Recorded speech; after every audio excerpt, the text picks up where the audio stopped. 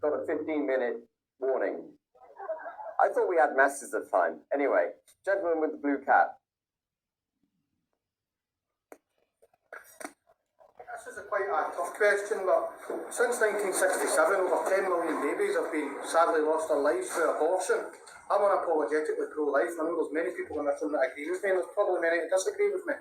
When we look at the Great Replacement, mass immigration is a massive thing, especially illegal immigration. But what are we going to do to promote young women to have children, and also to do away with this terrible assisted suicide where vulnerable people have been pressured into taking their own lives? I'm very glad you asked that question, because there is a certain lady, Aileen Quinton, in the crowd, who is a member of the college, who said to me, Ben, one of your four, you should have a fifth mission statement, a fifth leg to your mission statement, which is family. And it's, of course, something I recognize. It isn't in the mission statement, but family is utterly critical. It's utterly critical for a number of reasons. Family is the smallest component part of a community. Community is a component part of society, and society is basically the nation state of the United Kingdom of Great Britain and Northern Ireland. And so family is the building block on which we must promote, we need lots of building blocks of families. That wasn't very articulate, forgive me. But the way you do that is not by removing the cap on two-child benefit. You don't encourage those who are unable to afford to look after their children by allowing them to have children. You don't run a country on the principles which encourage both parents to work. You don't run a country on the principles which put economic progression ahead of the family. And I'll just illustrate this point. When I was a young man, if you got married, you got a marriage allowance. And what I think we've got to do is reward people so that when they get married, they again get that tax allowance. When they have babies, they get a tax break for every baby that they have. So it's the working class who get the tax breaks for procreating. And that if one parent should decide to stay at home, and that should be encouraged, they get a further tax break. This has...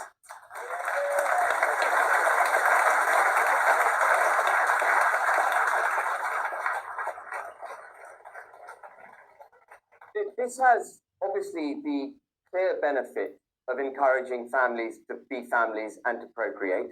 I call that basic policy bonking for Britain. And I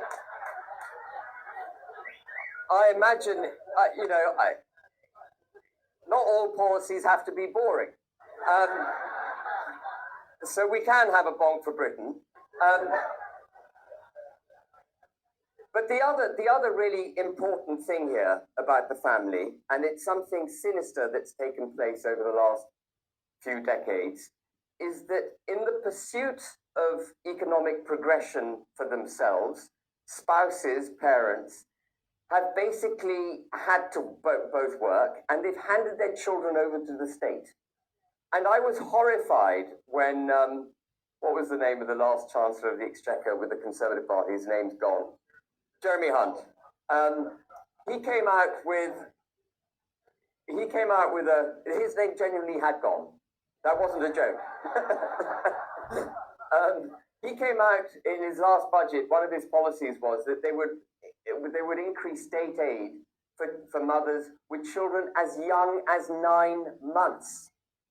That is horrific. You're stripping a child away from its parent so the parent can go to work. But if you have a policy for Bonk for Britain where one spouse can stay at home, then the children are brought up by their parents.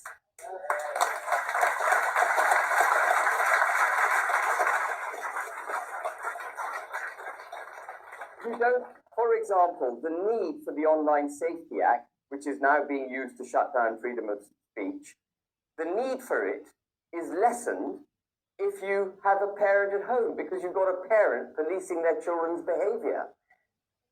Everything comes right. And this is, by the way, what I mean about economic policy, constitutional policy, cultural policy, all having to work together. In the Bonk for Britain policy, we've touched on a number of different aspects in order to bring back families, bring back our communities, and bring back society. So I completely support the direction of travel in which you wish to go. I think we will have the policies for it. And before I finish, I just want to say, I think it is abominable that this Parliament has passed abortion effectively up to 9 months of pregnancy. It's absolutely abominable. And while I'm on that subject, it's equally abominable that they are about to pass a law which would allow the vulnerable and elderly to be put down. The Assisted Dying Act, when it becomes an act, it's actually an extraordinary thing. So I'll just say this and I'll go to the next question. It's an extraordinary thing that we abolish capital punishment where there was a judicial process, where every opportunity was given to the criminal to find a way to justify not being put down. We've gone from abolishing capital punishment to a system where people can be put down without any judicial process. How hijacked have we become as a country?